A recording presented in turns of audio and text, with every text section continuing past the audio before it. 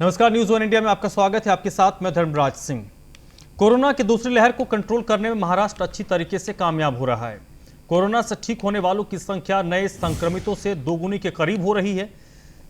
Corona के नए case हर दिन लगातार कम होते नजर आ रहे। सोमवार को यह आंकड़ा 22,122 तक आ गई। वहीं 42,320 लोग कोरोना से ठीक भी हुए हैं। आपको बता दें कि पुणे में 494 नए एक्टिव केस सामने आए हैं। वहीं मुंबई की बात करें तो सोमवार को सिर्फ 1,057 नए केस आए हैं। राज्य में अब तक 3,32,77,290 लोगों की टेस्टिंग हुई है। इनमें से 56,02,019 लोग अब तक संक्रमित पाए गए और 51,82,592 लोग ठीक हो चुके हैं। साथ ही राज्य में 27,29,301 लोग फिलहाल होम क्वारंटीन में हैं।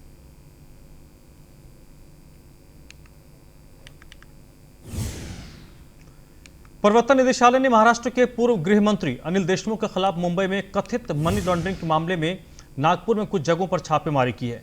इससे पहले ईडी ने मुंबई के एक बार के मालिक का बयान दर्ज किया था और कुछ और लोगों को समन जारी किया था। मुंबई के एक्स कमिश्नर परमबीर सिंह ने आरोप लगाया था कि अनिल देशमुख ने बर्खास्त सहायक इंस्पेक्टर सचिन वाजे और अन्य पुलिसकर्मियों को बार मालिकों से 100 करोड़ रुपए वसूलने का टारगेट दिया था।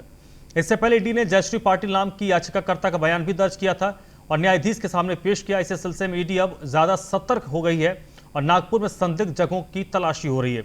सूत्रों के मुताबिक ईडी की टीम ने देशमुख के करीबी सहयोगियों के आवास और कार्यालय की तलाशी ली थी और इसके लिए कम से कम 3 अलग अलग जगहों पर छापेमारी की थी।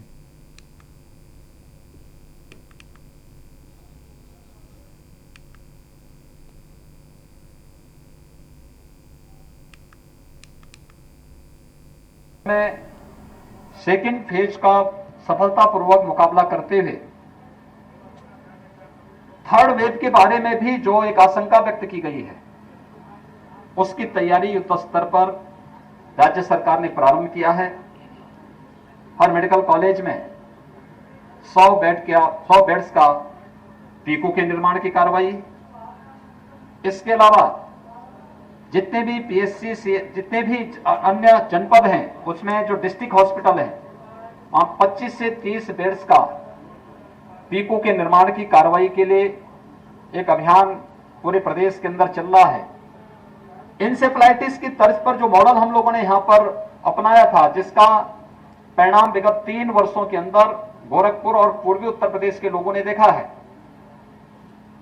भारत सरकार के सहयोग से हर जनपद में, जिला मुख्यालय पर, डिस्ट्रिक्ट हॉस्पिटल में और 2-2, 3-3 सीएचसीज में मिनी पीको के निर्माण के साथ साथ इंसेफ्लाइटिस ट्रीटमेंट के सेंटर बनाए गए। उसी तर्ज पर हम लोगों ने थर्ड वेव का मुकाबला करने के लिए, वो चाहे इंसेफ्लाइटिस का हो और चाहे वह कोविड से जुड़ा हुआ हो, अर्ली एंड एग्रेसिव कैंपेन के रूप में उसको हम लोग आगे बढ़ाने का कार्य कर रहे हैं। और ये अभियान हर एक जनपद में, चाहे वह मैन पावर के रिक्रूटमेंट का हो, उनके प्रशिक्षण का हो, ये सभी कार्यक्रम इसके साथ ही एक साथ प्रारंभ हो रहे हैं। स्वच्छता, सैनिटाइजेशन और फॉगिंग की कार्रवाई हो, शुद्ध पेयजल की व्यवस्था हो, स्वच्छ भारत मिशन के अंतर्गत बने हुए शौचालयों को वहां पर लाभार्थियों के द्वारा निरंतर उपयोग करने और स्वच्छता पर विशेष ध्यान देने का कार्यक्रम हो। ये सभी अभियान हैं जो इंसेफ्लाइटिस के इस क्षेत्र में मृत्यु दर को न्यूनतम स्तर पर लाने में, जिसके कारण हमें सफलता प्राप्त हुई। हम कोरोना के थर्ड वेव के लिए भी इन दोनों को एक साथ लेकर के चल रहे हैं और पूरे प्रदेश के अंदर युद्ध स्तर पर इस कार्यक्रम को आगे बढ़ाया जा रहा है। राज्य सरकार ने यह भी निर्णय लिया है कि 1 जून से हम लोग 18 से 44 वर्ष की उम्र के प्रत्येक व्यक्ति को वैक्सीनेशन का कार्यक्रम प्रत्येक जनपद में प्रारंभ करेंगे। उसमें भी हमने कुछ प्राथमिकताएं तय की हैं। यद्यपि यह कार्यक्रम सफलतापूर्वक आगे चल रहा है, अकेले अब तक गोरखपुर जनपद में ही 18 से 44 वर्ष की उम्र के 75,000 से अधिक युवाओं को वैक्सीन की फर्स्ट डोज दी जा चुकी है। लेकिन 1 जून से बाकी अन्य जनपदों में भी यह कार्यक्रम प्रारंभ होगा। तो मुख्यमंत्री योगी आदित्यनाथ इस वक्त गोरखपुर में हैं और गोरखपुर में उन्होंने कहा कि हर जिले में पीकू वार्ड स्थापित किया जा रहा है।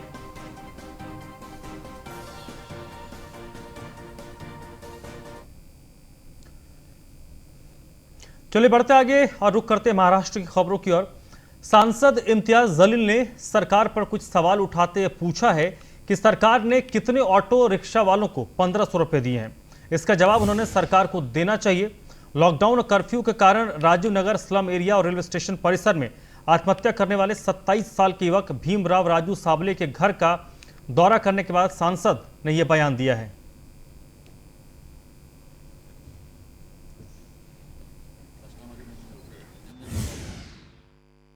साबड़े जैसे बहुत सारे लोग हैं जो आज इस परेशानियों से गुजर रहे हैं।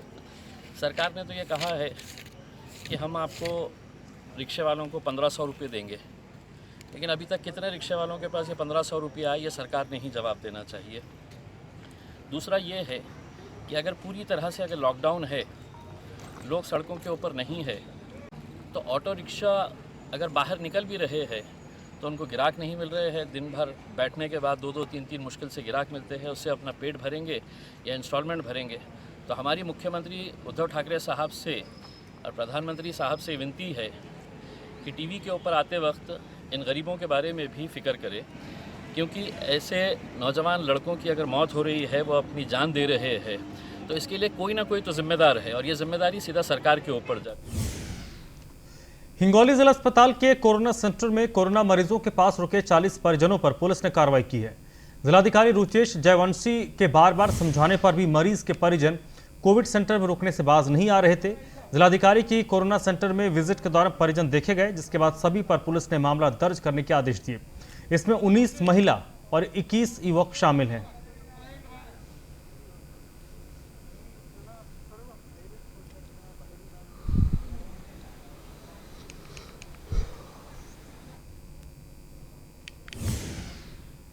नांदेड़ में संध्या छाया वृद्धाश्रम के नागरिकों को टीकाकरण केंद्र तक जाने की परेशानी को देखते हुए वृद्धाश्रम के सचिव सुरेखा पाटनी ने वृद्ध नागरिकों के टीकाकरण के लिए मदद मांगी थी। लिहाजा टीकाकरण कराने के लिए बड़ी संख्या में लोगों की भीड़ हो रही थी।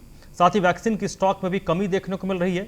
इस बात के मद्देनजर दिलीप ठाकुर ने स्वास्थ्य विभाग के अधिकारियों से बात कर टीकाकरण की व्यवस्था करवाई। वृद्धाश्रम से टीकाकरण केंद्र तक जाने के लिए वाहन की व्यवस्था कर उनको वैक्सीनेशन सेंटर तक ले जाकर कोविशील्ड का पहला डोज दिया गया। साथ ही मास्क, सैनिटाइजर और पानी की बोतल के साथ खाने की व्यवस्था भी की गई।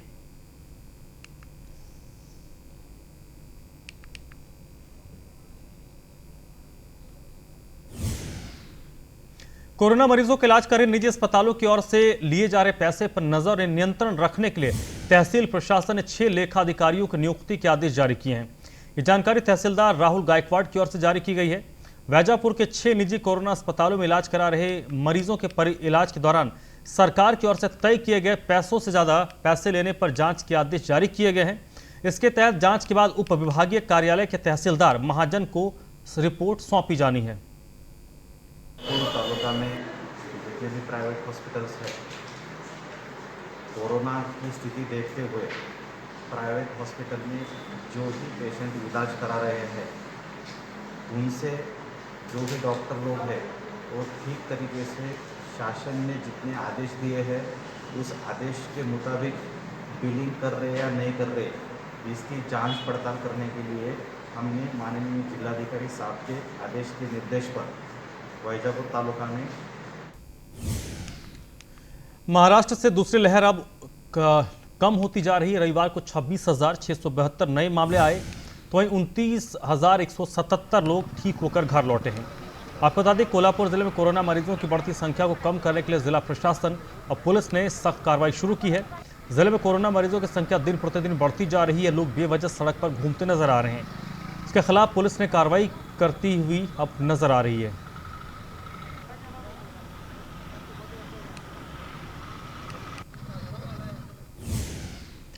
जालना में मजदूरों को बंधक बनाने के आरोप में पुलिस ने बड़ी कार्रवाई की है। मामले में पुलिस ने सभी 9 मजदूरों को मुक्त करवाया। दरअसल सभी मजदूरों को 2 साल पहले 6 महीने के कॉन्ट्रैक्ट पर काम पर रखा गया था, जिसके बाद सभी मजदूरों को बंधक बना लिया गया। कल सवेरे मेरे ऑफिस में 2 लेडीज़ मुझे मिलने आई थी। उनकी अवस्था देख के मुझे लगा कि कुछ तो भी पानी का प्रश्न होगा या कुछ तो भी व्यक्तिगत प्रश्न होगा। वो बोलने के मन की स्थिति में नहीं थे, लेकिन मैंने उनको धीर दिया।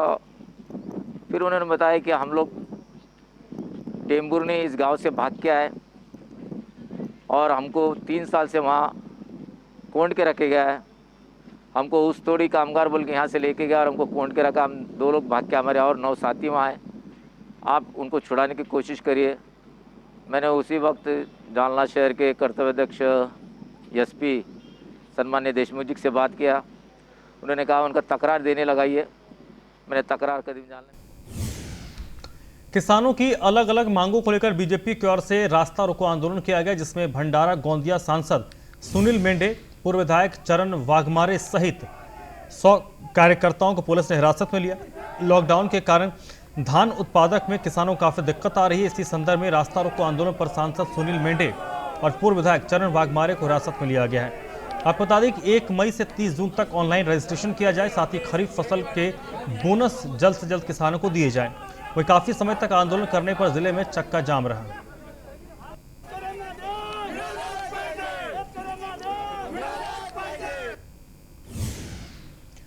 गोंदिया जिले के पंत प्रधान आवास योजना के अंतर्गत मंजूर लाभार्थियों को शासन की मुफ्त रेत नहीं मिल पा रही है, जिससे उन्हें मार्केट में महंगी रेत लेनी पड़ रही है।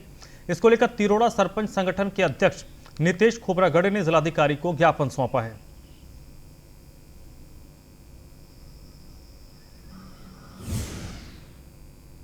मैं नितेश शालिग्राम जी खोबरागढ़े, सरपंच इंदुरा खुर्द तथा अध्यक्ष सरपंच संगठन तिरोड़ा, शासन द्वारा पंतप्रधान आवास योजना अंतर्गत मंजूर किए लाभार्थियों को 5 ब्रास रेती मुफ्त देने का निर्णय है।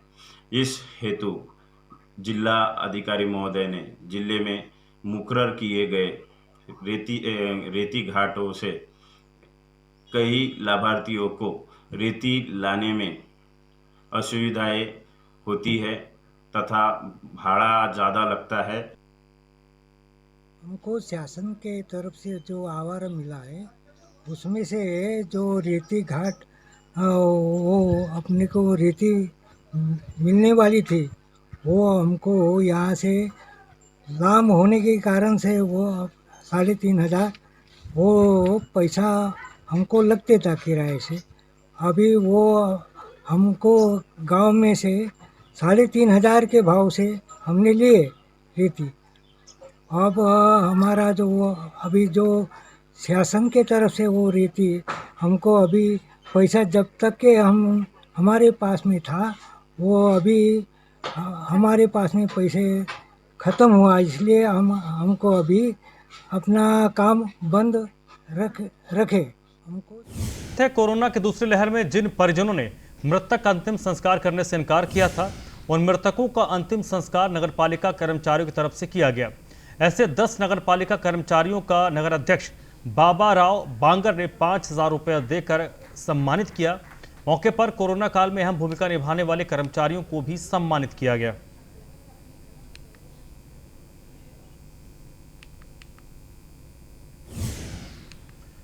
कोरोना के बाद अब म्यूक्रोडिल इन्फेक्शन एक घातक रोग बनकर सामने आया। चौंकाने वाली बात यह कि इस बीमारी से पीड़ित 25 मरीज ही जिला प्रशासन के पास पंजीकृत है। वहीं मिक्रोमाइकोसिस से संक्रमित अधिकांश रोगियों का इलाज शहर के निजी अस्पतालों के साथ साथ मुंबई और पुणे जैसे महानगरीय अस्पतालों में किया जा रहा है।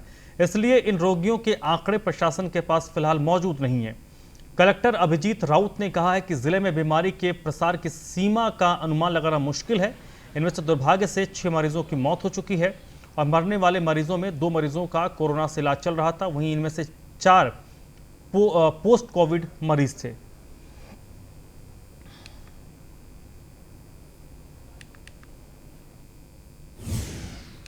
जालना जिले के जिलाधिकारी रविंद्र बिनवड़े ने 12 निजी अस्पताल को कारण बताओ नोटिस जारी किया है। साथ ही चर्चा करने के लिए जिलाधिकारी कार्यालय में बैठक बुलाई है। शासन द्वारा कोरोना मरीजों के इलाज की दर निश्चित की गई है। दर से अधिक की लूट के कारण कोरोना मरीजों के इलाज में निजी अस्पताल द्वारा कोरोना मरीजों को विविध जांच के नाम पर अवैध तरीके से पैसे वसूलने के मामले में जालना जिले के जिलाधिकारी रविंद्र बिनवड़े ने कारण बताओ नोटिस जारी किया है।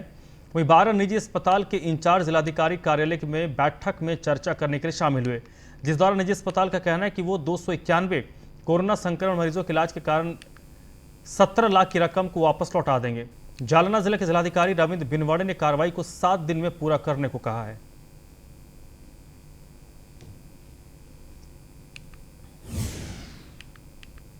जिले के पेठ बड़गांव शहर में शिवसेना के पूर्व विधायक गौकुश दूध संघ के संचालक डॉक्टर सुजीत मिणचेकर ने गरीबों के लिए मुफ्त कोविड सेंटर शुरू किया।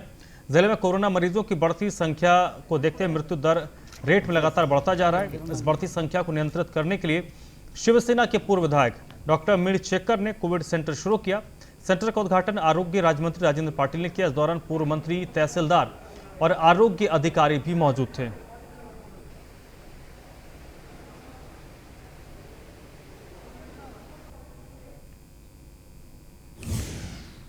जालना के इंडेवादी गांव में आज 45 साल के ऊपर के नागरिकों का टीकाकरण किया गया।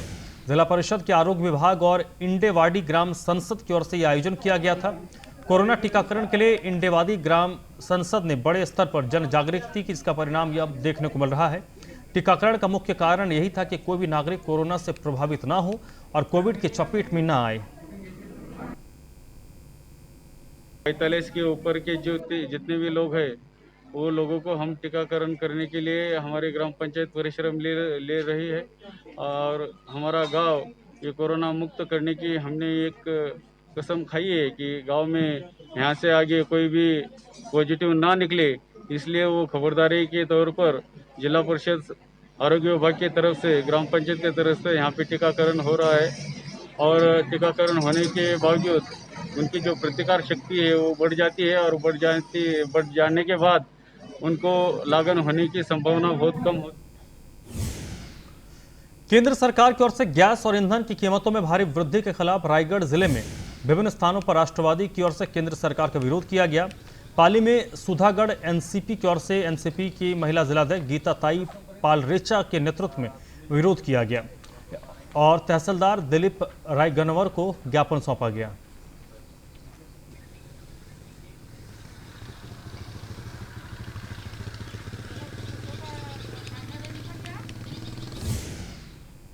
पालगांव की उमा प्लास्टिक कंपनी में भीषण आग लगने से लाखों का नुकसान हुआ है। सुबह 5 बजे करीब ये आग लगी थी, जिसमें कंपनी में रखा प्लास्टिक, मशीनरी और वायर्स पूरी तरीके से जलकर राख हो गए हैं। आग लगने के कारणों का पता नहीं चल पाया है। आग पर काबू पाने के लिए भंडारा, तुमसर और साकौली नगर पालिका से दमकल विभाग की गाड़ियां बुलाई गई और आग पर काबू पाया गया। पिछले 10 साल से यहाँ पे प्लास्टिक मैन्युफैक्चरिंग में काम कर रहा हूँ। मैसर्स उमा प्लास्टिक कंपनी के नाम से यहाँ मेरी फैक्ट्री है और हम प्लास्टिक की वेस्ट बैग, इंडस्ट्रियल बैग और ये सब रॉ मटेरियल लेते हैं, कचरा, और उसमें से उनको गला के साफ करके ग्रेन्यूल्स और लम्स बनाते हैं और वो इंडस्ट्रीज को सप्लाई करते हैं। और आग सुबह 5 बजे लगी और मेरे यहाँ आने के बाद मैंने सभी फायर ब्रिगेड, तुमसर, साकोली, भंडारा, ऑर्गेनाइज फैक्ट्री और लातूर के निलंगा तालुका के केलगांव में स्वास्थ्य उपकेंद्र में दवाइयों के मामले में कलेक्टर पृथ्वीराज बीपी ने जांच के आदेश दिए हैं। मामले में 2 सदस्यीय समिति का गठन किया गया है। जिला स्वास्थ्य अधिकारी डॉक्टर गंगाधर परगे, तहसील क्षेत्र स्वास्थ्य अधिकारी डॉक्टर श्रीनिवास कदम मामले की जांच करेंगे। जिलाधिकारी ने बताया कि मामले की जांच पूरी होने के बाद दोषियों के खिलाफ कड़ी कार्रवाई की जाएगी।